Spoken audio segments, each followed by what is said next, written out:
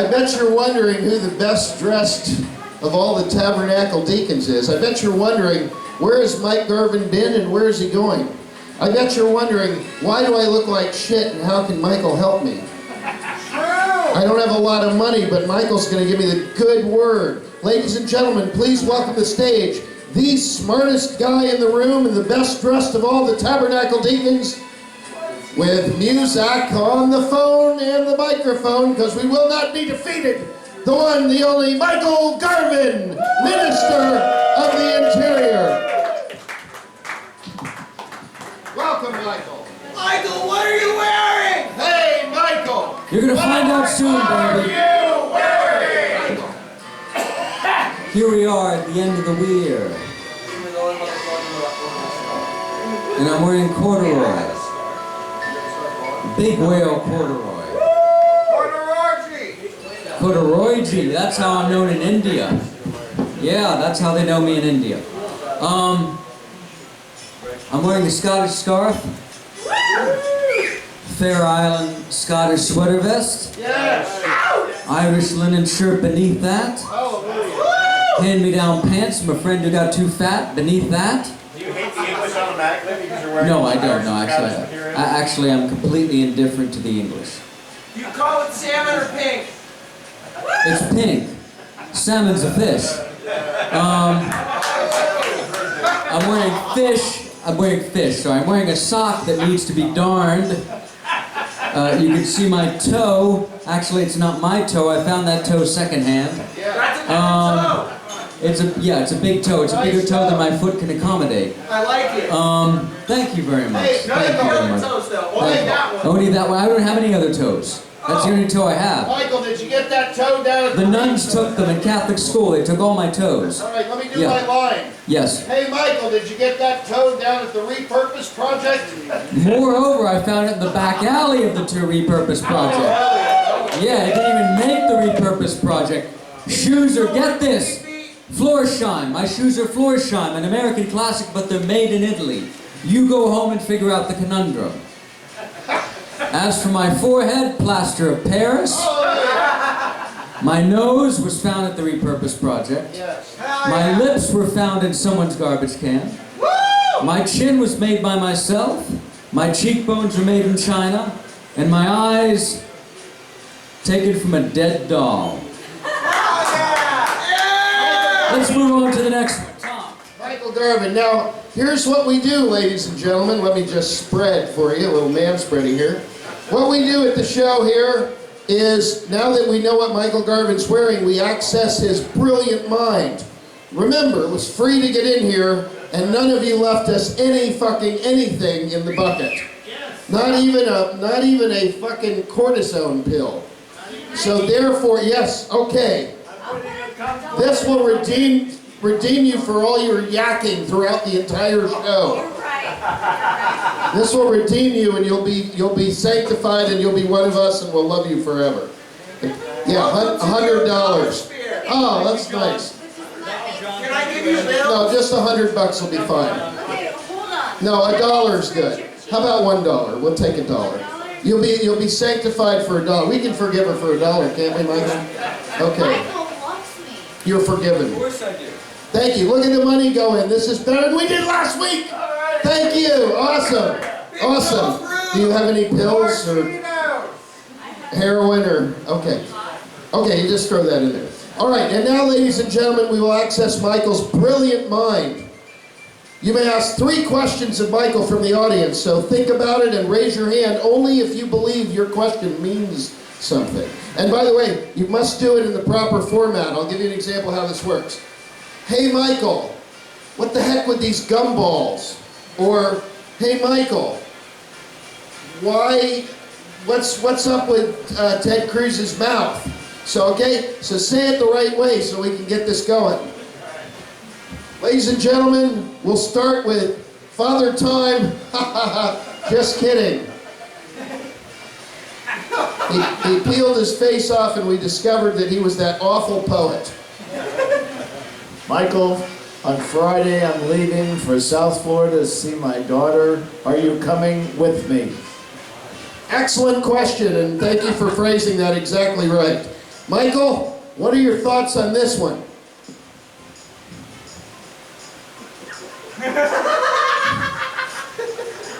Bruce, believe it or not, I have a mother who actually begat me. Oh, yeah. And I know it's defying all expectations that I actually came from someone else. Otherwise, I'd happily join you. Oh, okay. But Merry Christmas, Bruce. Thank you. It's always good to see your Thank you, smiling Michael. face. We're going to have plenty of food. Well, hopefully there'll be plenty of food where I'm going too, but probably not. Next one, hold on, we have Jason. Jason. Yeah.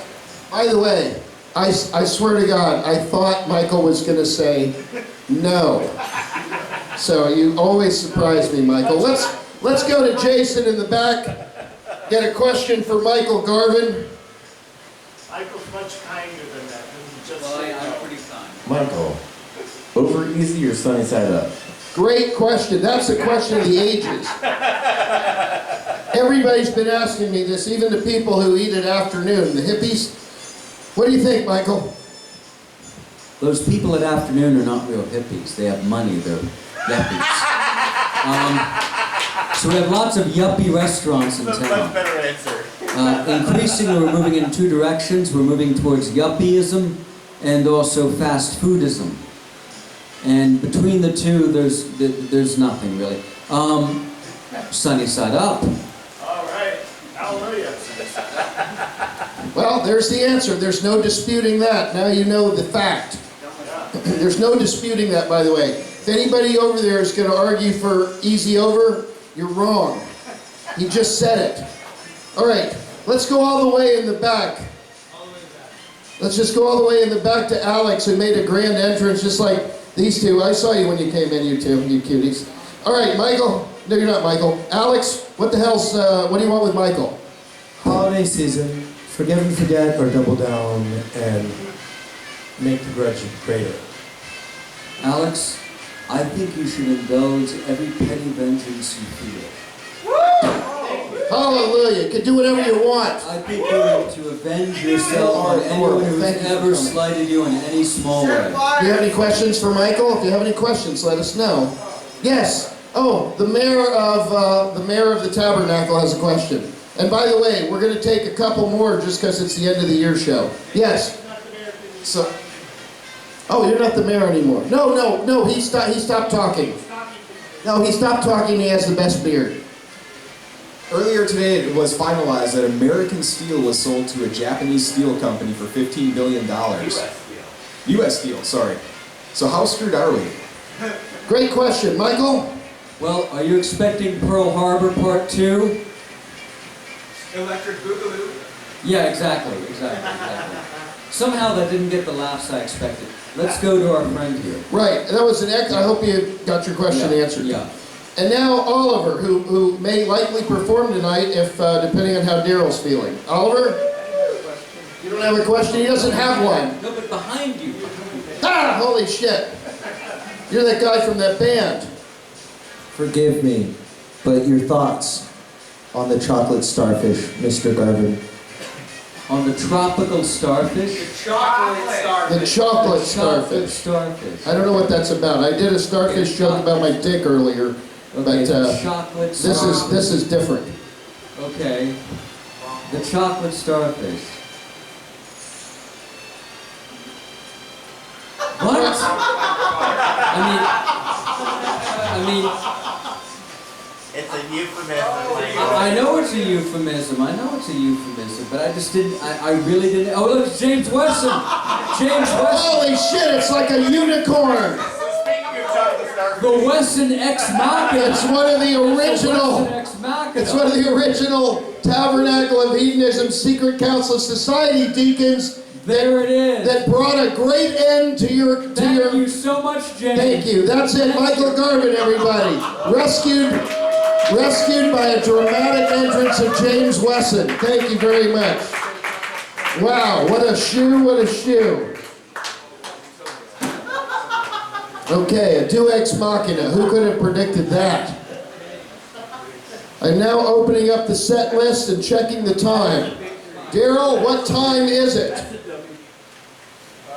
1 o'clock. 1 o'clock. That gives us a small cushion of time to get that's not a set list, to get everybody on the stage. At the same time? That is a napkin. That is also not a set list. Ah, here it is. Don't worry, I know what I'm doing. And now, ladies and gentlemen, we had Stephen, comedy. We had Cloud from Issue of Destiny. We had Jason, amazing. We had Hayden from Bethesda, Maryland Hospital. We had, all right, stand by. 1, 2, long and short. Ari, are you here? Thank you for being here and for your incredible patience. I'm sorry you had to endure everything you've experienced, but now that you're here performing, thank you very much for being here. Get the fuck out. Get out.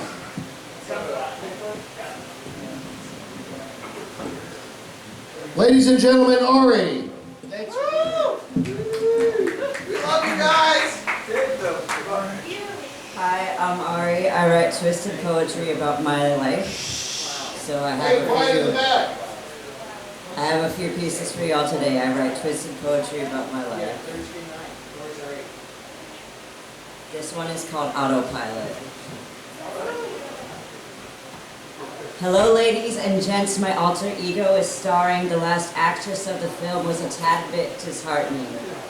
She dyes her hair for each devastation of the week, does meth, and gets kicked out of an Airbnb. It's not a habit, just a pretty red button. She's going to do lines off of a blueberry muffin, not going to eat it now. Welcome to Wonderland. You are under the reign of a whole new government. Politics don't matter when you're riding that pink cloud. They still don't matter when you relapse and see what the girls who don't shave their legs were talking about. You were never spoiled, but you're still fucking entitled. Pussy shaved razor in your right hand and swearing on the Bible. That you're better than them with your modesty. Lock the door, confront the mirror, and scream at the monstrosity. You say a prayer, then turn your fingers into a gun, point it at your head. Oh God, what have you fucking done? Take your hand and jolt it back, pretend to die, but they won't laugh. But they stay tuned, you can't kill the main character. Touch up her makeup, and may the people stare at her. They talk behind your back about all the ways they degrade your body, so you mix the suicidal ideation in with your Bacardi. Ready to swing over just one look. I know who I am to the wolves, I read the damn book. I'm a pretty girl in poverty, it's self-explanatory. I've done my fair share of betrayals, theft, and whoring. But I don't have it in me anymore to breastfeed all my captors. If they were my children, I'd take the pill and flush the bastards. And I used to be real sweet, mothered men until I became incapable of being a mother. Didn't go to the clinic, just had the dumb luck of a dumb junkie drunkard. You want to know why I'm angry? Talk to the kid that would have been alive today. She would have wound up in foster care if it went a different way. Either way, his mother would not allow me to keep my child. I self-destructed. She said that life's not for me, so just to take the shot and smile. And when the pandemic hit, I was forced to quit my job. Didn't get a good tax return, so he sent me back to my mom. He left me some weed. Since then, I fell too deep. Get high and present your losses to the god of green. Then I found my comfort in Chardonnay, Sauvignon Blanc, or whatever it's called. I don't care about the name. I just like to smoke with my wine. It makes the music sound better. I sat alone in my room with a never-return sweater. I was on and off of dating sites, had run-ins with a couple guys. This one stays for a year and he still loves his ex, and I'm willing to settle for some mediocre sex. He makes it clear I'm a whore with no personality, so I leave him and fuck a dude with my nationality. Back to my roots, I miss my Latin household. I'ma find a home in this man, but now I remember why I strayed from mine, because I cannot meet up to his demands. He reopened childhood wounds when my face was slammed into the concrete. Now I'm violent, now I'm mean, I'm trigger happy when I speak. If they feel like home, don't waste your time. Home is not a luxury meant to be enjoyed by the traumatized kind. Home is a deception of nostalgia, you don't really want it. Nostalgia is thinking you can go back to the same house with the same ghost while you tell yourself it's not haunted. And you'll keep couch hopping till you learn your lesson. You ain't got shit to offer except your presence. Rehab fling, he wanted to pray before he ate, and you don't know how to keep a man, so you serve pussy on a silver plate. But that don't work on a God-fearing man. He said, you succubus, you got blood on your hands. He said, if I wanted to go to heaven, I better listen, but since false prophets, me and God have been distant. I'm on autopilot, I forget what I have. At the end of the day, I got a much kinder man who makes me laugh. I say I'm a hot mess. He asked if I just figured this out. No, but it sounds funnier when it's coming from your mouth. He still calls me when I'm more stoned than stoned. Whether I make sense or not, he's still on the other end of that phone. I miss him and I'm scared I'll sabotage this somehow. It's hard to translate the symbolisms in the bigger picture when he's not around. You don't have to throw yourself at someone when you're already wanted. Yet you brace yourself when you know your fall will be broken by softness. He's nice to you, and that in itself is really scary. Why is no one yelling? The fact that I gotta ask that shows me I got a story that needs sharing. I'm on autopilot, but I'm still trying to get back on my feet. This temporary state of dissociation keeps me safe from the roof transforming to a street. I just want to get sober for a couple of months, sell some art for a couple of hundred bucks. I want to feel safe without THC in my system. I want to break down into tears. I want someone to listen. The only way you'll see the pollution in my air is if I breathe it onto paper and say it's right fucking there. Well, as we reach the end, this alter ego is just addiction. A cry for help, I think not. I just need to get 22 years of rage with the way I've been living. When I'm not manic anymore, I'll apologize to my dad and still scream over the mother that I wish I had. I hope I don't do it again, but I approach my life with no expectations. Who gives a damn what my family thinks? I live my life with no limitations. And when I'm ready to quit crying, I'll smile once more, throw some salt on all my windows and some on the entrance of my door. I'll lather myself in good vibes and essential oils in my holy water. Talk to ghosts when I feel rejected by my understanding of a holy father. I know how to self-soothe in the midst of all the chaos. When all else fails, I do a seance. Get clarity and embark on a new journey. Tell myself every day their judgments do not hurt me. I've been in and out of homelessness since the age of 17, in and out of mental institutions, in and out of getting clean. At 22, I just now process that my mom does indeed resent me, but I forgive myself for being born because I was not the one who left me. Sometimes I take who I was up to cloud number 9, but when the time gets rough, I know I got that crazy bitch right there by my side.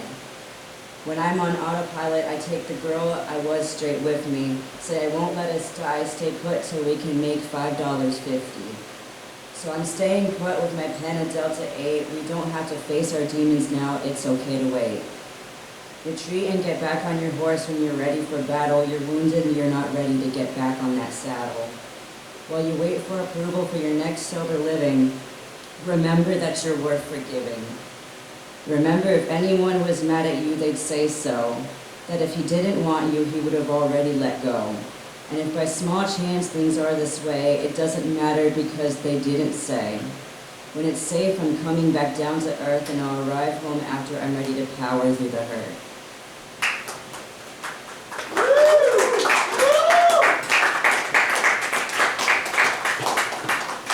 And I got a few more for you tonight. This one is called It's Not Fair in Love and War. I wrote this before my first time in recovery after getting out of a pretty bad relationship. My third eye seems to be misplaced. So throw your hands behind your head and see if the moon's still in the same place. Tell me again about how we were put there for a reason, so I may forgive you for your acts of treason. Feed me the fruit, deprive me of the seed, because everything you care for ends up under the weight of your feet. This adoration eats at my flesh until Entrails and heart is all that is left, and hate eats at the brain that love will not touch. The safety of my vessel solely relies on remaining angry enough. You made me feel what you were running from, trapped and at the mercy of a gun. Run from incarceration while my bed inches closer to the ceiling. I get high like you just to forget what I'm feeling. I talk to pretty girls so memories of pain cease to exist, create mural upon mural, because only through art you acknowledge your shit. I look for the ugly in others the same way I looked for something beautiful in you. It's hard on my back walking in your shoes. I've got 2 names and some ugly scars. I only feel like a good person when I confide in the stars. I'm tinfoil hats and a disordered sense of self, a slave to pain that knows better than to reach out for help. I am the student that fucks the teacher, a choir boy that grew too fond of his preacher. I am the bell who fell for the beast, hate the chains that confine me, and I hate that I'm free. Paint handprints on my neck and tell me that's where they belong. Maybe then I will be able to finish this rough draft of incomplete songs. Don't forget to tell me I'm beautiful when crystals form beneath my eyes, to tell me I'm the only when your head's between a rough place and another woman's thighs. Lie to me again because little girls love fairy tales and I loved your stupid stories. Hide the truth, dissolve me of all my intuitive worries.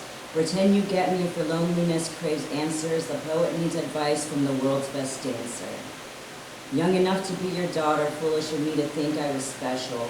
Old enough to be my father, I still ask if you were fucking mental. And I'm angry because despite it all, there's still a small dose of love, more potent than the fentanyl you hid in your drugs. As dead as the children that were meant to be yours, barely alive, scratching its way out from the floorboards. I take jail over love any given day, can't face another you, so I throw my ability to care far away. And I turn the walls I built into a dome, sit in clutter, and I call it a home. I draw ugly pictures of you to numb the sting of losing what I thought was valuable in some useless thing. Visions of scales breaking when I dare take a bite, I see dirty dishes and wish they'd shatter on sight. When I dream of you, I fear your intentions. Will you love me again or use your fist as weapons? There is no peace, not even in rest. There is no well, we gave it our best. I am beating a dead war horse, screaming I won. I can't let it go, the damage is done. I can't let you go till we both drunk the venom, till we both go to hell for trying to break into heaven. I can't let you go when there's old cigarette burns and skin. I've been knocking on death's door for so long, she just might let me in. I can't let you go until my throat forgets a grip, till your name no longer sits on the crevice of my lips. When I speak in tongues, you'll know how a curse tastes. Comfort comes to me in the form of knowing you two are in a bad place. Now I am familiar with your demons. I made it out alive. Now every night is a night that I see them. I don't want this curse. It is not a gift to show another what it means to hurt. But I fall asleep to the sounds of your imagined death. A world without you in it brings me peace, and that's not the message I want in my head. I want to heal, but my love has turned into foe, and clarity is buried under a pile of unknown.